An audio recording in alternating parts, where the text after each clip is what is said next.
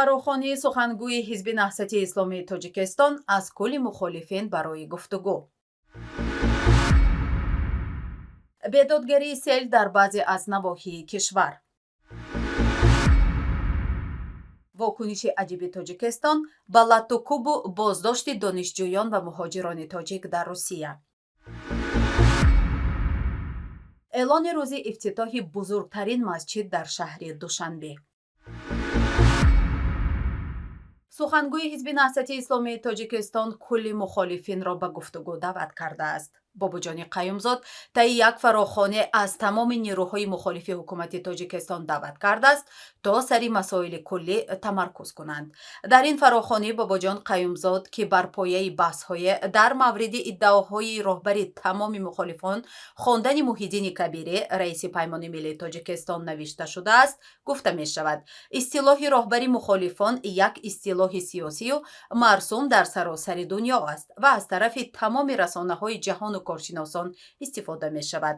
дар ҳамин ҳол бобуҷони қаюмзод бо овардани далоиле аз навъи ин ки дар гузашта расонаҳо Раҳматилло Зоиров, раиси собиқи ҳизби социал-демократии Тоҷикистон, марҳум Умаралӣ Қувватов, муассис ва раиси нахустини гурӯҳи 24, Дадоҷони Атовулло, рӯзноманигори мухолифи режими Раҳмон ва Муҳиддин Кабирӣ, раиси паймони миллии Тоҷикистонро роҳбари мухолифон гуфтаанд, афзуд ин гуна бархурд ба масоил метавонад ҳамаро аз ҳадафи аслӣ мунҳариф созад.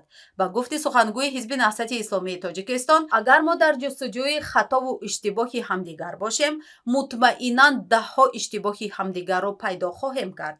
зеро мо ҳама инсонем ва аз ҳар амалу рафтор бардошти хоси худамонро дорем.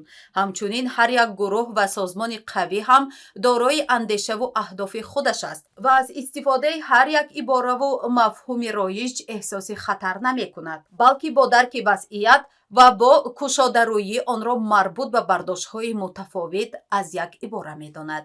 дар поёни ин фарохонӣ бобуҷон Қаюмзод тамоми нерӯҳои мухолифи режими Эмомалӣ Раҳмонро ба гуфтугӯ барои рафъи ихтилофот даъват кардааст. дар чанд соли ахир миёни мухолифин дар ҷиҳати истифодаи истилоҳи роҳбари мухолифин баҳсе сар задааст ки гоҳ онҳоро вориди ба истилоҳ ҷанги лафзӣ дар расонаҳои иҷтимоӣ менамояд.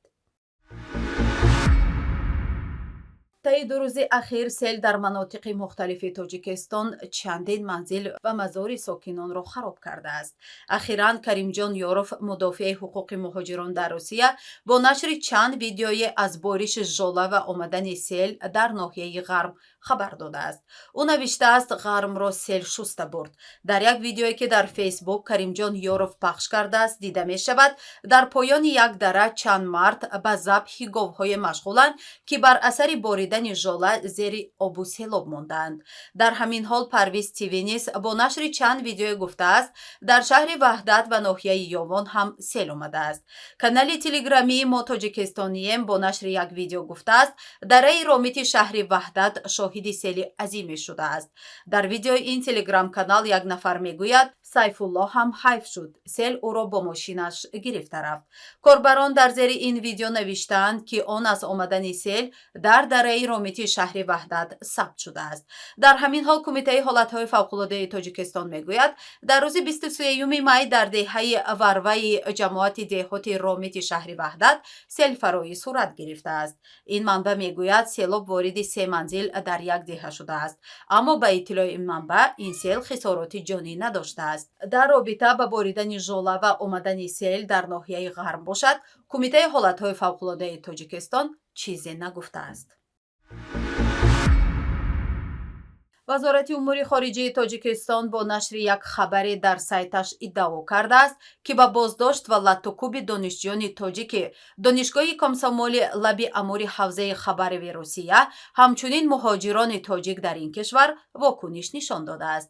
дар хабари вазорати умури хориҷии Тоҷикистон гуфта мешавад зимни мулоқоти мақомоти ин вазорат бо Семён Григорьев, сафири Русия дар кишвар, нигаронии ҷониби Тоҷикистон аз боздошти тоҷикистониён дар қаламрави Федератсияи Русия расонаӣ шуд. ба иттилои манбаъ, дар рафти мулоқот ҳодисаи субҳи 19 май дар хобгоҳи рақами 3 донишгоҳи давлатии Комсомольский лаби амури минтақаи Хабарови Русия низ بررسی شده است. وزارت تایید کرده است که در آن روز زیاده از 100 دانشجوی تاجیک محصل دانشگاه مذکور از جانب مقامات حفظ حقوق روسیه مورد بازپرسی و مناسبت بی‌رحمانه قرار گرفتند. وزارت امور خارجه تاجیکستان گفته است چون این حادثه ها بر روح شراکت استراتژیکی و اتفاقی تاجیکستان و روسیه مناسب نبوده، می تواند به تلاش های جانب ها بهر رشد منبعده همکاری ها در ساحه معارف زیان رسانند.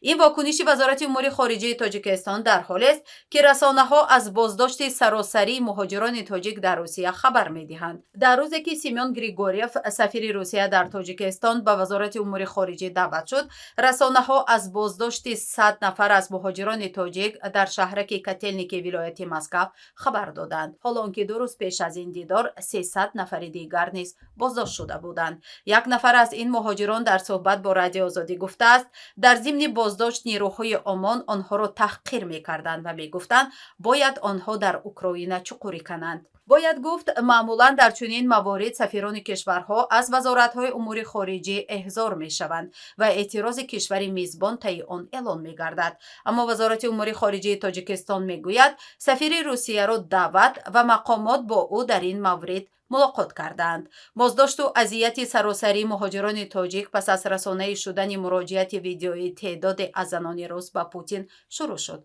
آنها ادعا داشتند که در شهرک کتلنیکی ولایت مسکو تاجیکان انکلاو می‌سازند و این باعث هراس آنها شده است. بزرگترین مسجد در دوشنبه در 8 ایون امسال افتتاح می شود. به اطلاع خبرگزاری آزیا پلوس، بزرگترین مسجد در شهر دوشنبه 8 ایون امسال با شرکت رئیس جمهور تاجیکستان و امیر قطر در خود را برای نمازگزاران باز می نماید. کمیته امور دینی و تنظیم جشن و مراسم تاجیکستان گفته است فعلا مقامات در حال آمادگی به استقبال امیر قطر هستند. کمیته مذکور گفته است شیخ تمیم ابن حمد الثانی امیر قطر در 8 ایون به تاجیکستان سفری رسمی انجام می دهد و طی این سفر او همراه با رئیس جمهور کشور در این مسجد را با روی نمازگزاران باز می نماید.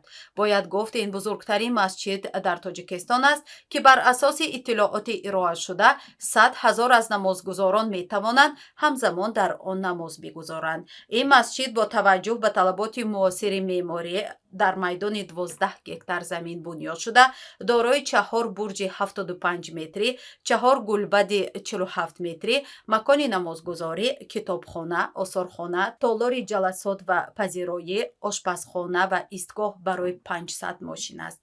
این مسجد با خرج 100 میلیون دلار از جانب قطر و تاجیکستان ساخته شده است که 30 میلیون دلار آن سهم تاجیکستان است. ساختمان این مسجد سال 2011 شروع شد و سال 2019 به پایان رسید، اما به دلیل دامنگستری کرونا ویروس در جهان افتتاح آن به زمان پسا کرونا ویروسی موقوف گذاشته شد. افتتاح بزرگترین مسجد در تاجیکستان در حالی است که افراد متدین در کشور به شدت سرکوب می شوند و مقامات نظارت همه امور دین را تحت نظارت ویژه قرار دادند. ضمناً کمیسیون آمریکا در امور آزادی‌های بین‌المللی دینی در گزارش اخیرش وضع آزادی‌های دینی و دینداران را در تاجیکستان نگران کننده خوانده بود.